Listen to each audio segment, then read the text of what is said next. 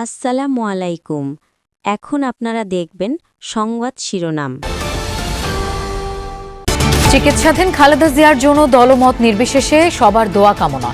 দেশে ফেরার অবারিত সুযোগ নেই আক্ষেপ তারেক রহমানের। হাসপাতালে রাজনৈতিক নেতাদের ভিড়। অ্যাপ্লাই করবার জন্য যে স্টেবল কন্ডিশন দরকার ওইটা হয়নি। তাকে বোধহয় ওটিতে নিয়েছেন, ওখানে বোধহয় তার পরীক্ষা নিরীক্ষা করে দেখছেন আর কি, যে তার অবস্থার কতটুকু উন্নত করা যায়। ওনার শারীরিক অবস্থা ক্রিটিক্যাল, তবে স্থিতিশীল আছেন, উনি এখনো ফাইট করছেন। বেশিরভাগই পড়েননি গণভোটের প্রশ্ন। সময়, কেন্দ্র, জনবলের মতো বিষয়ে সিদ্ধান্ত নিতে কাজে লাগবে প্রতীকী নির্বাচন, বললেন সিএসি। ডেটগুলো আপনারা তখন জানতে পারবেন, তফসিল হলে জানতে পারবেন। Hopefully it will be in the second week of December. জাতীয় নির্বাচনের সবকিছু যদি এভাবে হয়, আশা করি খুব সুন্দরভাবে সবকিছু হবে। গণভোট যেটা, সেটাতে যে লেখাগুলো, সেই লেখাগুলো ছোট প্লাস এবং কি আছে সেগুলো পড়ার মতন সময় হয়নি। লুটপাটকারীদের প্রতিষ্ঠান বন্ধ করলেই সমাধান হবে না, অর্থনৈতিক সম্মেলনে মির্জা ফখরুল। পরিবর্তনের জন্য রাজনৈতিক সদিচ্ছা জরুরি, বললেন জামায়াতে আমির। বাংলাদেশ ব্যাংকে এতদিন রাজনীতিকরণ হয়েছে, অভিযোগ গভর্নরের। পরবর্তী সরকারকে সতর্ক পদক্ষেপ নেওয়ার আহ্বান। বিশেষজ্ঞদের পরামর্শেই হবে ঢাবির ঝুঁকিপূর্ণ ভবনের সংস্কার। ছুটির দিনগুলো কতটা কাজে আসছে তা নিয়ে প্রশ্ন। ঢাকা মেডিকেল কলেজে নতুন ভবনের দাবি। থেকে সিন্ডিকেট সদস্য আছেন এবং ছাত্র প্রতিনিধিরা আছেন, তাদের সাথে সমন্বয় করেই ডিসিশনগুলো নেওয়া হচ্ছে বলে আমরা জানি। নতুন নতুন ফাটল দেখা দিচ্ছে এবং সেগুলো অনেক বড় ফাটল, যেগুলো দেখলেই মনের ভিতরে আতঙ্ক সৃষ্টি হওয়ারই কথা। ৩০-৩৭ ঘন্টার মধ্যে পরপর ৪-৫টা ভূমিকম্প যখন হয়, তখন আপনি খুব স্বাভাবিকভাবেই ভালো থাকতে পারবেন না। দক্ষিণ পূর্ব এশিয়ায় বন্যা পরিস্থিতির আরও অবনতি। ইন্দোনেশিয়ায় প্রাণহানি ছাড়িয়েছে ২৫০, বানের পানি বাড়ছে থাইল্যান্ডে। আসসালামু আলাইকুম। এখন দেখবেন সংবাদ বিস্তারিত।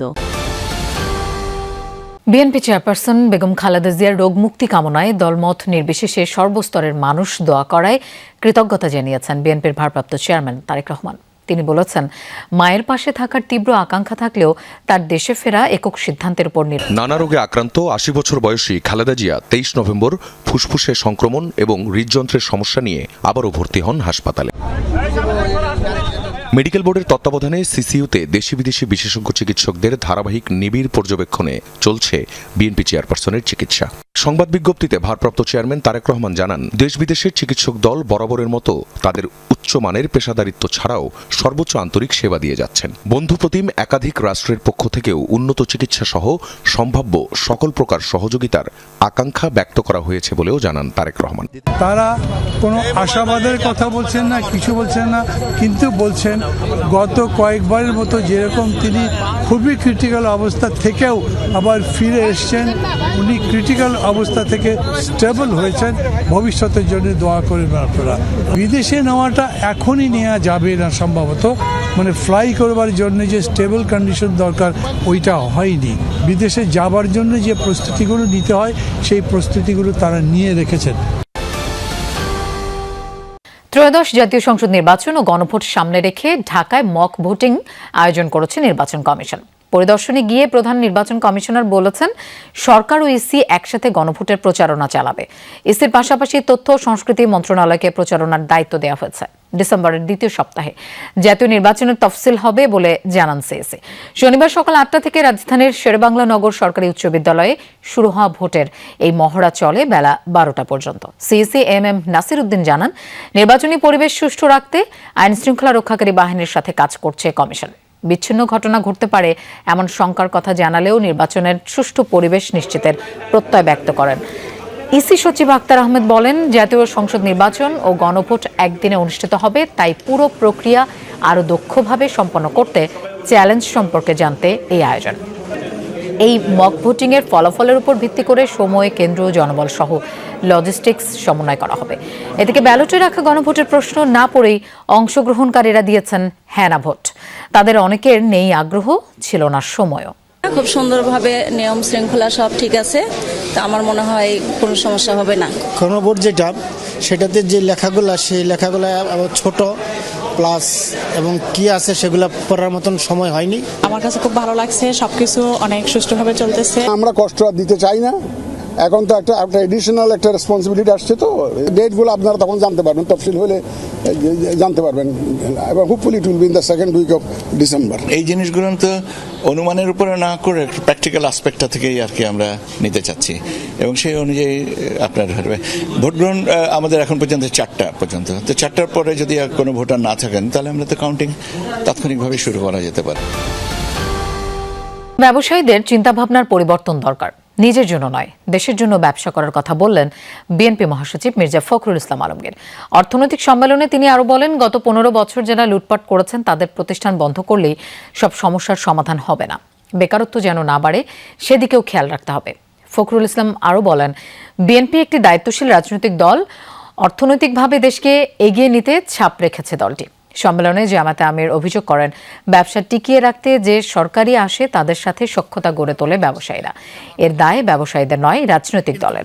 সম্মেলনে এনসিপির আহ্বায়ক নাহিদ ইসলাম বলেন, ব্যবসায়ীদের দেশপ্রেমিক ব্যবসায়ী হিসেবে দেখতে চায় দেশের মানুষ, সেই আশার বাস্তবায়ন হলেই দেশে অর্থনৈতিক সমৃদ্ধি ঘটবে।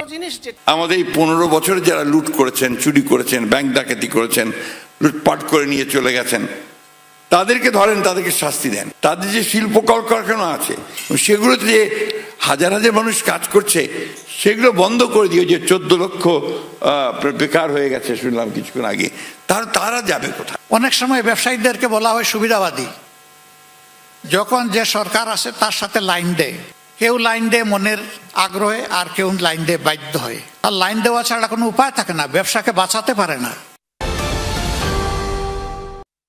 বাংলাদেশ ব্যাংকে এতদিন রাজনীতিকরণ হয়েছে, পরবর্তী নির্বাচিত সরকারকে এই বিষয়ে সতর্ক থাকার পরামর্শ দিয়েছেন Bangladesh bank governor doctor Ahsan H Mansur. তিনি বলেন, অর্থনীতির স্বার্থে নিয়ন্ত্রক এই সংস্থার স্বায়ত্তশাসন জরুরি। আরও জানান, ডলার সংকট কেটে গেছে, বাড়ছে ঋণপত্র, রোজায় পণ্য আমদানিতেও সমস্যা নেই।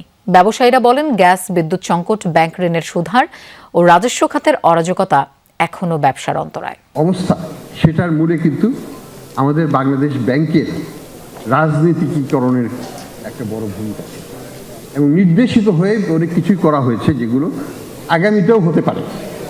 এটাকে বন্ধ করতে হবে, এবং রাজনীতিবিদদের একটা নৈতিক এবং আমি বলি দেশের প্রতি দায়িত্ব হবে এটাকে বন্ধ করার জন্য, বাংলাদেশ ব্যাংকে স্বায়ত্তশাসনের জন্য এদিকে নিয়ে।